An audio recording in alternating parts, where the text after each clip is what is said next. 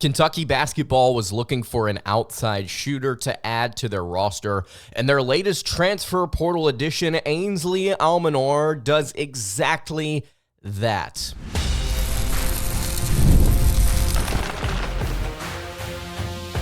You are Locked On Kentucky, your daily podcast on the Kentucky Wildcats, part of the Locked On Podcast Network, your team every day. All right, what's going on, Big Blue Nation? Welcome on into Locked On Kentucky, your daily Kentucky Wildcats podcast. I'm your host, Lance Dawe, and on today's episode of Locked On Kentucky, we are going to be discussing the latest commitment to Kentucky basketball, Ansley Almonor out of FDU. Big time pickup in the portal for the Cats at a position of need. Going to talk about what it means, what he's capable of in this rotation. And we're going to ask a question about another transfer portal prospect that now Kentucky may be out on. And then to wrap up the show, I'm going to talk about maybe some of the tendencies of this team that we can start to anticipate heading into the summer. I think outside shooting is going to be a massive part of what Kentucky does next season. Thank you so much for making Locked On Kentucky your first listen every single day.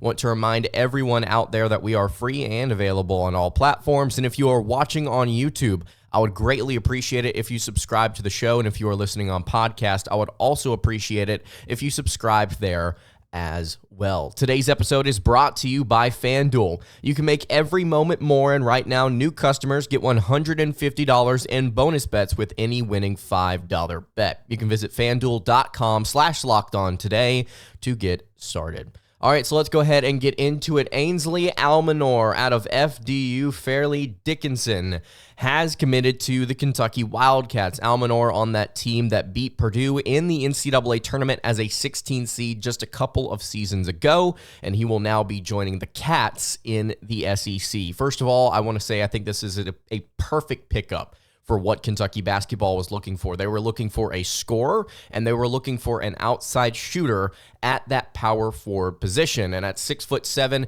he will be able to play power forward because that is primarily what he played at FDU alongside center. I don't think you'll ever see him at the 5 in a rotation with Kentucky just because of the fact that Kentucky has more depth and has more height and physicality there. But alongside Andrew Carr, who is a very strong three-point shooter in his own right, I think Kentucky up and down this roster has some pure shooters at every single position. And again, we'll get to the three-point shooting and the emphasis on that later on in the show. But just to start here with Almonor and his statistics.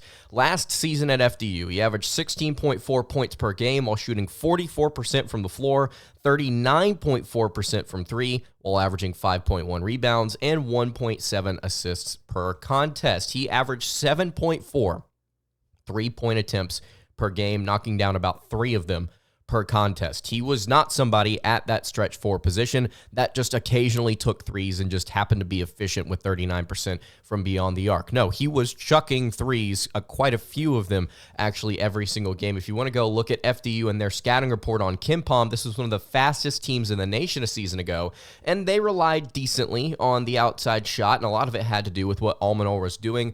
Only 3 players on the roster from a season ago for FDU took over 100 threes, and only one of them took over 150, and that was Almonor, who went 83 of 221 from beyond the arc, again at 6'7", 220 pounds, and he was their 4 and 5 man a season ago. So I think he fits perfectly with what Mark Pope wants to do with his system, this 5-out run and gun, three-point shooting, emphasis on outside shooting and the rim. I think he's going to be perfect for what Kentucky basketball wants to do. If you look at Kentucky a season ago, one of the fastest teams in the country, similar to FDU in terms of three-point dependency when you look at the point distribution.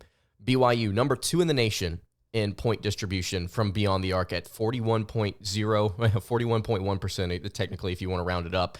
But these two teams, Kentucky and BYU with Mark Pope. Last year, they were pretty dependent on the outside shot. You bring in guys like this, I think you're going to see them be more dependent on the outside shot again, even though that's not consistently been the theme underneath previous head coach, Coach Cal. At Kentucky, I think if you bring guys in like this to play at your 4 position, you're going to see more outside shooting, especially with him and Carr there, somebody else that, again, can knock down that outside shot. So it really does feel like based on what we've seen from reporters and based on what we've seen from different outlets, Almonor probably isn't going to start over Carr, actually, which is kind of shocking if you look at just both of their numbers, just their raw numbers. But I think it also makes sense at the same time.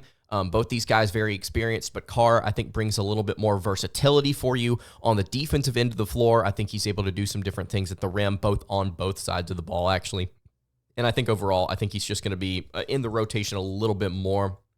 I think KSR said this earlier today where they heard from a source that, if Almonor was coming to be a starter at Kentucky, then they would have been surprised. But as a depth piece, he is going to be absolutely perfect for what Pope wants to do. So now it's an 11 scholarship rotation that Kentucky basketball has. They're looking for essentially 2 more players to fill out the roster. Most likely, Kentucky gunning for Chaz Lanier out of North Florida, who I think will, if he does commit, he will lead the team in scoring next season. That's just my projection. And then you can look at a possible reclassification later on in the summer from who knows who. We don't know yet. So I'm really excited to see Almonor here kind of round out this power forward spot. It was a position that Kentucky was relatively thin at if we're just looking at the trajectory of the last 31, 32 days of Kentucky trying to build different players into this roster. So let me know what you think about Almonor in the comments below. Are you excited about his commitment? Do you think Kentucky should have gone elsewhere? I think that he's perfect for what Kentucky wants to do. You can leave all of that in the YouTube comments below, and you can hit me on the socials at LockedOnUK. All right, I want to talk for a second about what this may mean with Kentucky basketball and former BYU player Jaxson Robinson, who entered the transfer portal while also declaring for the NBA draft. Mark Pope went to go see him at the G League. No. He went to go see him at the actual combine alongside Wooga Poplar and Chaz Lanier at the G League combine in Chicago just a couple of days ago. What does Ansley's commitment mean for Robinson, who also plays power forward? Let's dive into that in just a second. Before I do that, though, I want to tell you guys about our friends over at FanDuel. It's winner take all time in the NBA and NHL, and FanDuel is giving you a shot to bring home a big win of your own. Right now, new customers get $150 in bonus bets with any winning $5 bet. That's $150 to bet on spreads, money lines, player props, and more. So visit FanDuel.com/lockedon and make every playoff shot count. That is FanDuel, America's #1 sportsbook.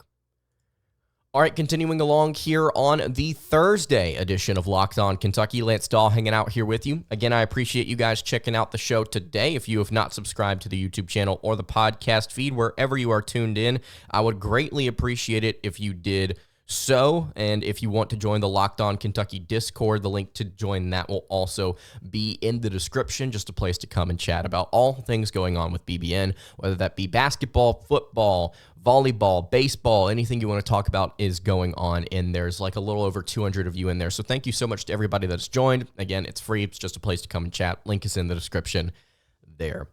All right, so we've talked about Ansley Almonor, who I think is just quite literally a perfect fit for what Kentucky was looking for at the power forward spot. They literally said, hey, we want somebody that can come in and kind of be an outside shooter at that backup 4 spot.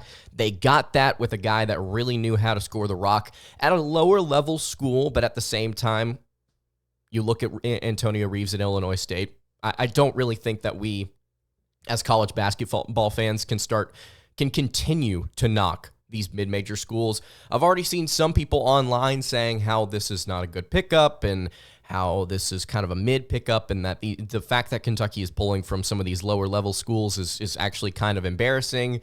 And I think that just frankly is not the correct line of thinking, especially whenever you look at how college basketball has kind of moved over the last several years, where some of these mid-major players have started to rise to these Power Six schools, I should say.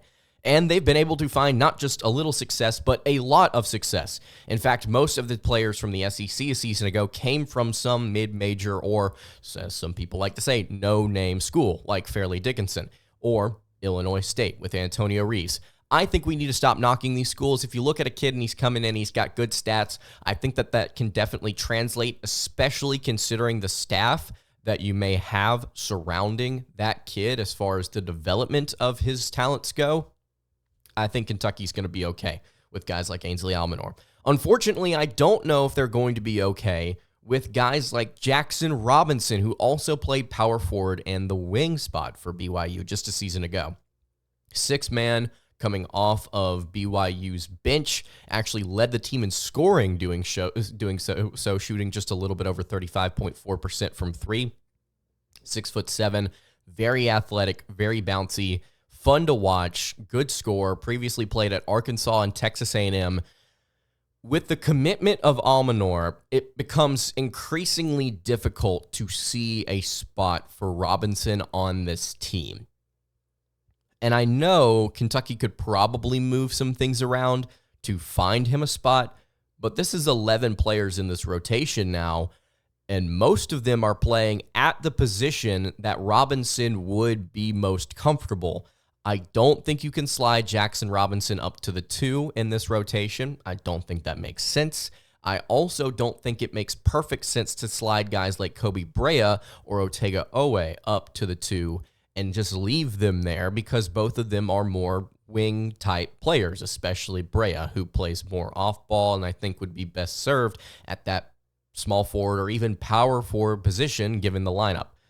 When you look up and down this roster, you have technically 1, 2, 3, 4, 5, 6 different players that could play at small forward or power forward.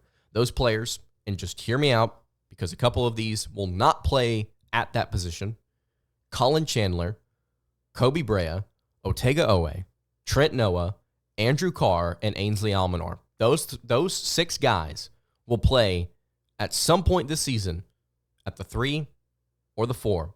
Chandler, because of his height, I think that he can definitely play small forward, but I think that he's going to play shooting guard in almost any rotation that he gets into. I think that he'll be okay at either spot. I think that Kentucky could go with a smaller lineup and throw him at the 3 for fun. Brea, I think almost certainly will play the 3. Owe, I think will split time between the 2 and the 3, but mostly play the 3. Trent Noah, I think, is a 3. Andrew Carr is just a pure 4. And then Ansley Almonor, I think, is a pure 4 as well. Just because of the fact that he's only played 4 and 5 during his time in college, and I would be shocked if Kentucky wanted to move him to the 3 with Brea, Owe, and Noah already kind of sitting there as that's kind of their spot. I don't see Kentucky moving Brea up to shooting guard. I really, really don't see that happening. If it does happen, you know what? I think that's good, because it opens up some room for some of these other players who are really good shooters and really good players in their own right to kind of develop at some of these other spots, the 3, the 4. But all of that being said, I at this point, I doubt Jaxson Robinson's coming to Kentucky. I mean, if you want to make a case for Jaxson Robinson potentially still coming to UK, you could slide Brea up to the 2. You could slide Owe up to the 2 at different points. You could just elect not to play Trent Noah and have him as a depth piece. And then you could play, at some point, you could play Robinson at the 3, or you could play him at the 4 and let Almonor play at the 3. I don't think Almonor or Robinson are particularly elite ball handlers, I should say.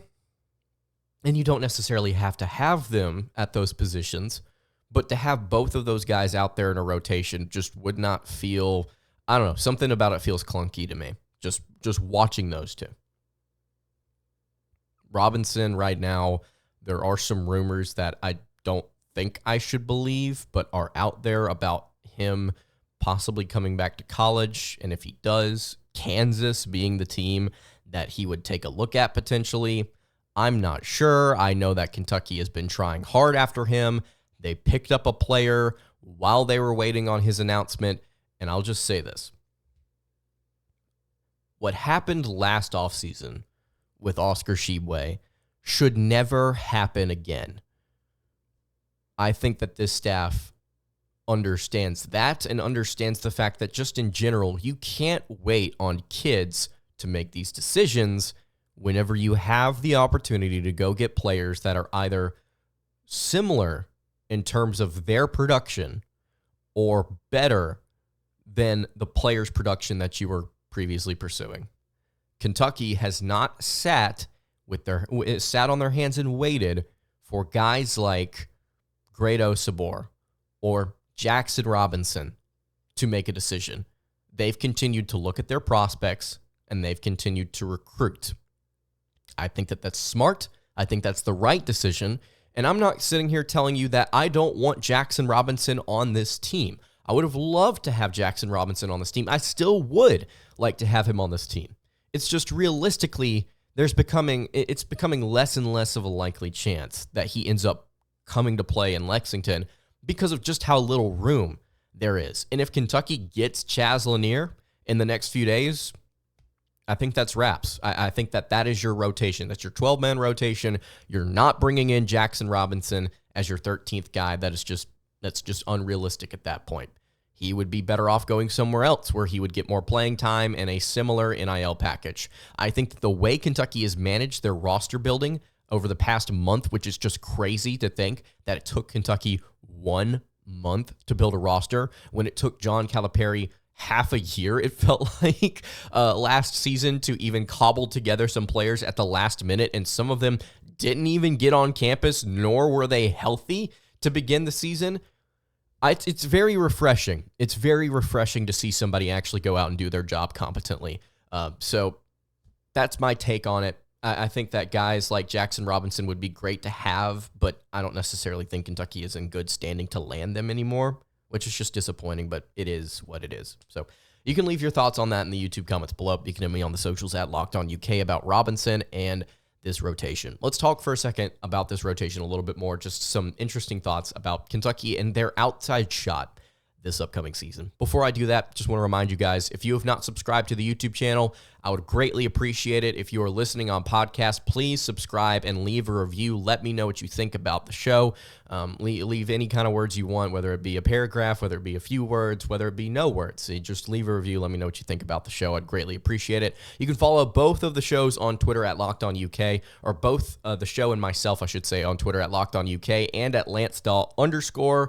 Appreciate if you threw a follow there. And if you have any questions for the show, you can leave those in the YouTube comments below, or again, hit me on Twitter, and I'll do my best to respond here. All right, wrapping up the Thursday edition of Locked On Kentucky. So we've talked about Robinson, we've talked about Almonor. Let's talk for a little bit about this rotation and this roster. So from top to bottom, Kentucky basketball's scholarship players look like this. From guard to center: Lamont Butler, Kerr Kriisa, Travis Perry, Colin Chandler, Kobe Brea, Otega Owe, Trent Noah, Andrew Carr, Ansley Almonor, Amari Williams, and Brandon Garrison. Butler and Kriisa, I think, will be your two at the point guard spot. I think right now, Kentucky is looking for a starting two guard. I think that will end up being Chaz Lanier, more than likely. But I think Perry could split time between point guard and shooting guard. Chandler, I think, will be a 2 or a 3, most likely more of a 2. Kobe Brea, I think, could be somewhere between 2 and the 4. I'm not sure where Kentucky's going to play him. I think if I had to guess, it's going to be the 3. Otega Owe, I think, is a 2 or a 3. Trent Noah, I think, is a 3. Andrew Carr is a 4. Ansley Almonor is a 4. Amari Williams is a 5. And Brandon Garrison, who I think is just, quite frankly, slept on.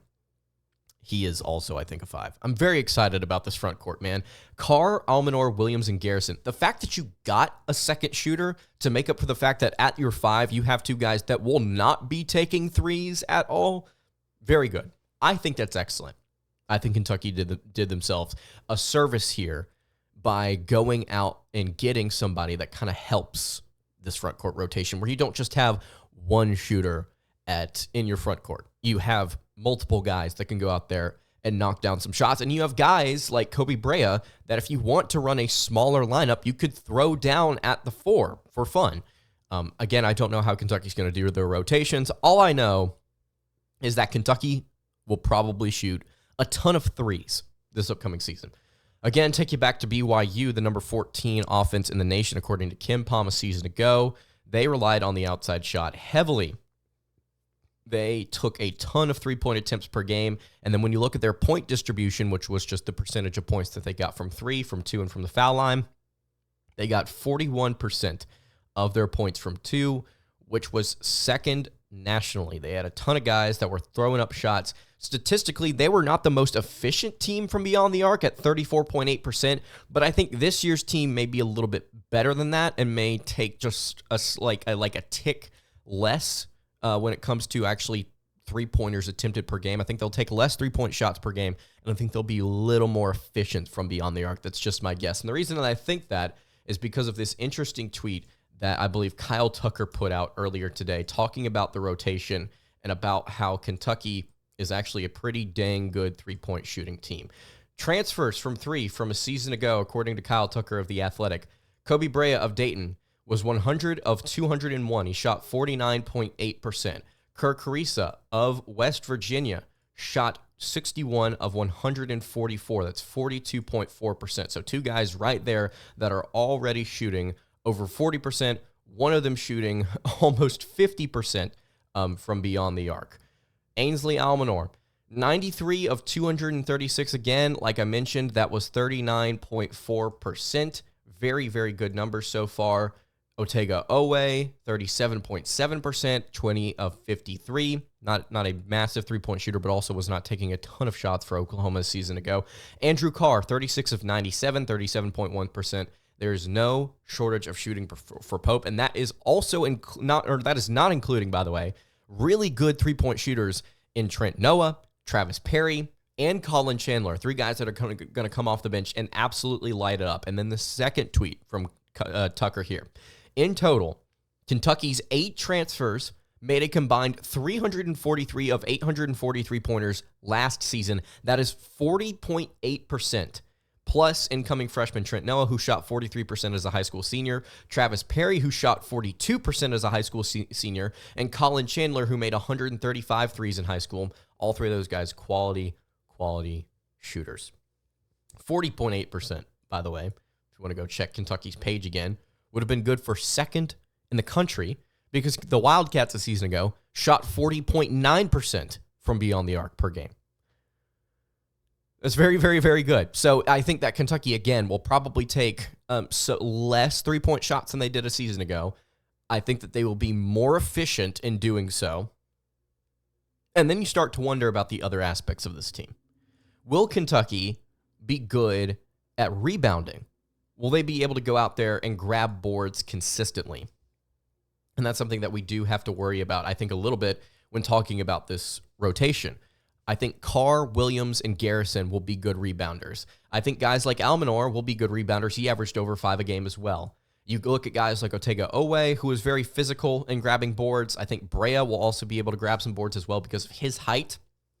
But on the whole, I'm actually starting to wonder if that could be a potential issue for the Wildcats, even though statistically we're not seeing any reason to worry about that. And if you look at BYU just a season ago, I mean, they were top 65 in offensive rebound percentage on both sides of the ball, 21st nationally actually on the defensive side of the ball. So they were not giving up a ton of second chance points, unlike the Wildcats from a season ago, who not only didn't want to grab rebounds, but also just physically didn't have the weight and physicality to actually go out and do so consistently.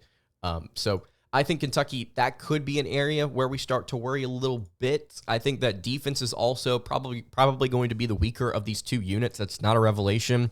That's a pretty fair guess, if I had to say. Does that mean it's going to be a bad defense? No, I don't think it's going to be a bad defense, especially with guys like Butler, Owe, Williams, Garrison. I think is going to be good as well. I think you've got guys up and down this roster that can play defense. I just don't think it's going to be nearly as strong as what you could be seeing on the offensive side of the ball. But all this to say, Kentucky's going to take threes. That's going to be their identity again this season, and that's going to probably be their identity consistently underneath Mark Pope. You're going to see up-tempo. You're going to see teams that rely on the outside shot a decent amount. You're going to see teams that are fun. And I think Kentucky fans will definitely appreciate that, as long as the wins also come alongside it. So let me know what you think about Kentucky basketball and their rotation in the comments below. Let me know if you are excited about the recent commitment of Ansley Almonor, and where do you think Kentucky's going to go with Robinson and Chaz Lanier? You can leave all of that in the comments below. All right, that's going to do it for today's episode of Locked On Kentucky. You can follow the show on Twitter at LockedOnUK. You can follow me on Twitter at LanceDawe_, and you can follow the show over on Instagram. That is at Kentucky Podcast. Any questions, comments, concerns, leave those in the YouTube comments below. Hit me on the socials. I will see you all tomorrow for another episode of Locked On Kentucky. Have a great rest of your day, everybody, and God bless.